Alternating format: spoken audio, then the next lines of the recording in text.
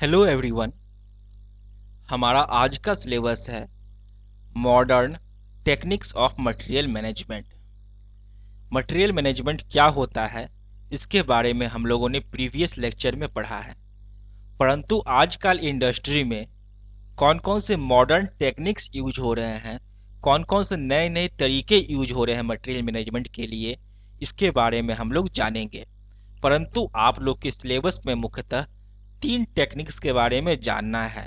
First है just in time, दूसरा है SAP system application and products, और तीसरा है ERP enterprise resources and planning. तो चलिए शुरू करते हैं। These are the techniques which has brought a new revolution and great changes in modern industries। ये सारे जो टेक्निक्स हैं, आपके मॉडर्न टेक्निक्स जो मटेरियल मैनेजमेंट की यूज हो रहे हैं, इसके कारण हमारे इंडस्ट्री में, हमारे प्रोडक्शन के तरीके में बहुत सारे नए नए चेंजेज आए हैं, जिसके कारण हमारी जो फ्लेक्सिबिलिटी है प्रोडक्शन की वो बढ़ गई है। हमारा जो कैरिंग कॉस्ट है, जो इन्वेंट्री में लगता है, वो कम हो गया है। हमारा जो वेस्टेज है वो घट गया है, इन सारे मॉडर्न टेक्निक्स के कारण, इस सारे नए नए तरीकों के कारण। The most widely used modern techniques of material management are just in time, system applications and products, enterprise resource planning, supply chain material management, SCMM जिसको बोलते हैं हम लोग, कानबान सिस्टम एटसेट्रा। ये सारे कुछ मॉडर्न टेक्निक्स दिए हुए हैं जो कि मटेरियल मैनेजमेंट में आजकल इंडस्ट्री में यूज होते हैं, परंतु आप लोग को सिर्फ ये फर्स्ट 3 के ही जानना है। पहला 3 जो है इसी के बारे में आप लोग के सिलेबस में पढ़ना है। तो सबसे पहला है आप लोग का JIT जस्ट इन टाइम। क्या होता है जस्ट इन टाइम? जैसा कि आपको नाम से ही प्रतीत हो रहा है, जस्ट इन टाइम मतलब तुरंत। आपने कुछ कहा और मैंने तुरंत उसको बनाकर आपको सप्लाई कर दिया। आपने ऑर्डर दिया, मैंने तुरंत फटाफट उसको तैयार किया और आपको सप्लाई कर दिया। Just in time is an inventory strategy implemented to improve the return on investment of a business by reducing in process inventory and its associated cost। इसका क्या मतलब होता है? जस्ट इन टाइम एक स्ट्रेटजी है, inventory strategy है जिसको हम लोग फॉलो करते हैं। क्यों? क्योंकि इसकी मदद से हम लोग जो इन्वेंट्री का खर्चा होता है, हमारी इन्वेंट्री में जो कॉस्ट लगता है, उसको हम लोग रिड्यूस करते हैं। अगर हम लोग इन्वेंट्री कॉस्ट को रिड्यूस करेंगे तो इससे क्या फायदा होगा? हमारा जो ओवरऑल प्रोडक्शन में लागत आएगा वो कम आएगा। अगर हमारे प्रोडक्शन में लागत कम आ रहा है, खर्च कम आ रहा है, पार्ट किसी भी प्रोडक्ट को मैन्युफैक्चरिंग करने में कम कॉस्ट लग रहा है, तो ऑटोमेटिक हमारा बेनिफिट्स क्या होगा, फायदा क्या होगा, अधिक मिलेगा हमको। मेनली जस्ट इन टाइम में हम लोग इन्वेंट्री कॉस्ट को कम करने की कोशिश करते हैं। तो कैसे कम करते हैं हम लोग? It refers to the producing the parts या component only when it is required. हम लोग कोई भी पार्ट्स को, कोई भी प्रोडक्ट्स को तभी मैन्युफैक्चरिंग करते हैं जब उसकी डिमांड आई हो। मान के चलिए आपके कस्टमर ने आपको डिमांड दिया कि तुम फलाना प्रोडक्ट्स हमको 100 पीस बना के दो, तो जैसे ही हमको डिमांड आएगा हम फटाफट उसको सप्लाई कर देंगे। हम उसको पहले से बनाकर नहीं रखेंगे, हम उससे कुछ समय लेंगे कि आप हमको 10 दिन का समय दीजिए, 5 दिन का समय दीजिए। इस तरह हम सिचुएशन बना के रखते हैं कि जैसे ही वो डिमांड किया फटाफट उसको प्रोड्यूस किए, मैन्युफैक्चर किए और सप्लाई किए। जैसे आप कोई एक एग्जाम्पल के थ्रू समझ सकते हैं। देखिए यहाँ आपको रामायण, आप लोगों को पता होगा, राम और रावण का युद्ध का एक सीन दिखाया गया है। इसमें देखिए राम जी क्या कर रहे हैं, यहाँ पर तीर चला रहे हैं। उन्होंने क्या किया, उन्हें ब्रह्मास्त्र की जरूरत है मान के चलिए, तो ब्रह्मास्त्र पहले से बना के नहीं रखे हैं। उन्होंने देखिए मंत्र पढ़ा और तुरंत ब्रह्मास्त्र को क्या किया, प्रोड्यूस किया और चला दिया। मतलब सामने से डिमांड आया कि भाई ब्रह्मास्त्र चाहिए, इन्होंने तुरंत फटाफट प्रोडक्शन किया और सामने वाले रावण को सप्लाई कर दिया, जाओ फटाफट। पहले से बनाकर ब्रह्मास्त्र नहीं रखा।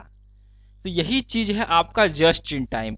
जैसे ही आपको डिमांड आएगा आप फटाफट उसको प्रोडक्शन कीजिएगा और सप्लाई कर दीजिएगा। राम जी को डिमांड आया कि भाई ब्रह्मास्त्र चाहिए, उन्होंने पहले से ब्रह्मास्त्र बना के नहीं रखा था, फटाफट मंत्र पढ़ा, ब्रह्मास्त्र प्रोड्यूस किया, मैन्युफैक्चर किया और रावण को सप्लाई कर दिया।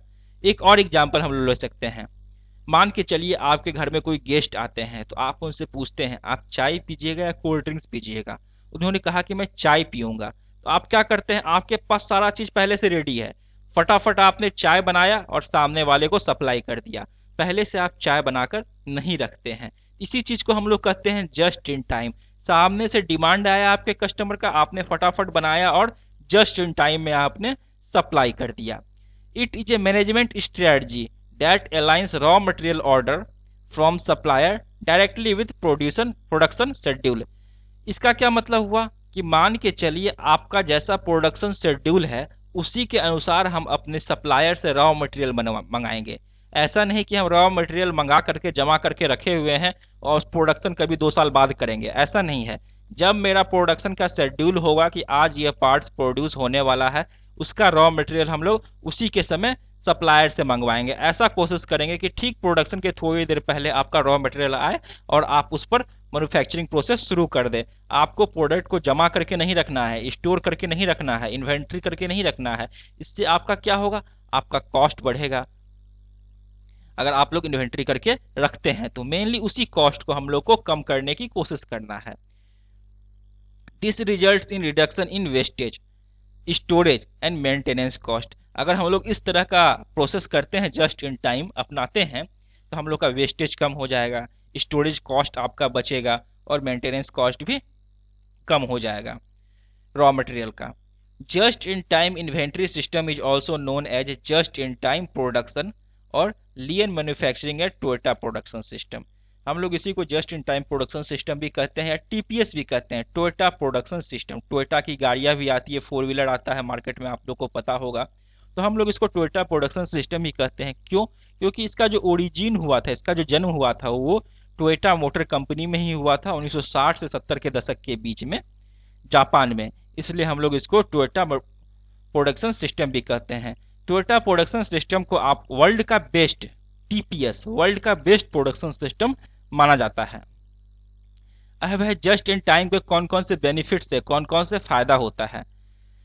Produce only the products the customer wants. हम लोग वही चीज बनाएंगे जो कि कस्टमर डिमांड करेगा, पहले से बनाकर कुछ नहीं रखेंगे। जैसा ऑर्डर मिलेगा उसके अनुसार हम लोग मैन्युफैक्चरिंग करेंगे, प्रोडक्शन करेंगे। दूसरा क्या है, इंक्रीज प्रोडक्टिविटी। इसके कारण हमारी प्रोडक्टिविटी बढ़ जाती है। Reduce lead time. Lead time क्या होता है, मान के चलिए आपने आज ऑर्डर किया और हमने सप्लाई किया, तो ये जो ऑर्डर करने और सप्लाई देने के बीच का जो समय होता है ना, उसको हम लोग कहते हैं लीड टाइम। आपने ऑर्डर किया और 2 दिन बाद मैंने सप्लाई किया, तो ये जो 2 दिन का समय है यही कहलाया आपका लीड टाइम। तो जस्ट इन टाइम में आपका जो लीड टाइम होता है वो बहुत ही कम हो जाता है, क्योंकि हम लोग उसको फटाफट प्रोडक्शन करके दे देते हैं। हम लोग सारा सिस्टम इस तरह बना के रखते हैं कि जैसे ही ऑर्डर आएगा तुरंत हम लोग प्रोडक्शन करके डिलीवर कर देंगे, इसलिए हमारा लीड टाइम बहुत ही कम हो जाता है। दूसरा है रिड्यूस्ड इन्वेंट्री कॉस्ट। आपको पता है कि हम लोग कोशिश करते हैं कि कम से कम मेरा स्टोरेज हो, कोई भी चीज अधिक से अधिक इन्वेंट्री नहीं हो, इससे हमारा इन्वेंट्री कॉस्ट भी कम हो जाएगा। इम्प्रूव्ड क्वालिटी, हम लोग का क्वालिटी इंप्रूव हो जाता है जस्ट इन टाइम के कारण। वर्कर्स और इक्विपमेंट की जो इफिशियंसी होती है वो भी बढ़ जाती है।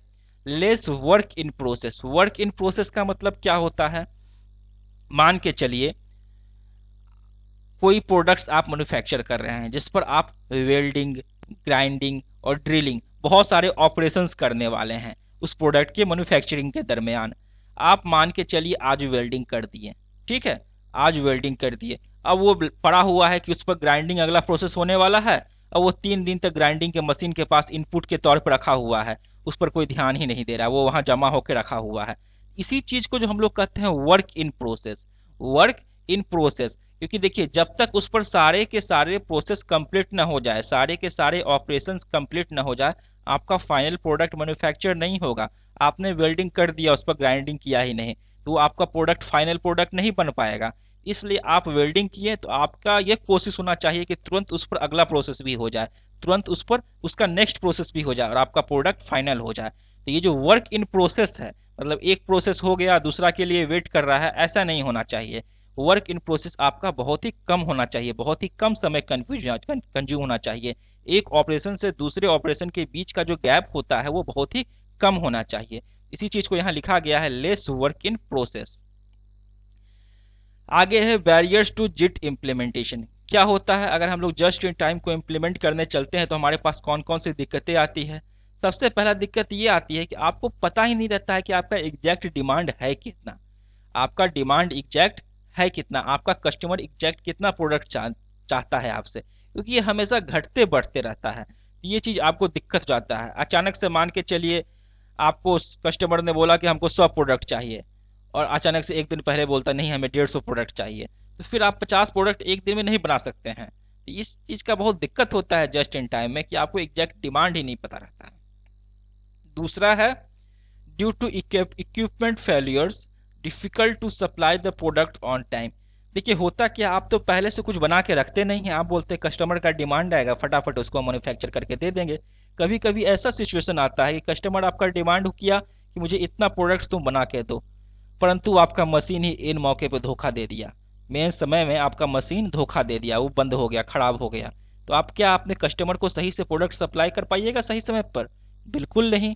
इससे आपका क्या होगा, कस्टमर सेटिस्फाई नहीं हो पाएगा आपके प्रोडक्ट से, आपके बिजनेस से। क्यों? क्योंकि आपने उसे सही समय पर डिलीवर नहीं किया। तो ये आपका दिक्कत आता है जस्ट इन टाइम में।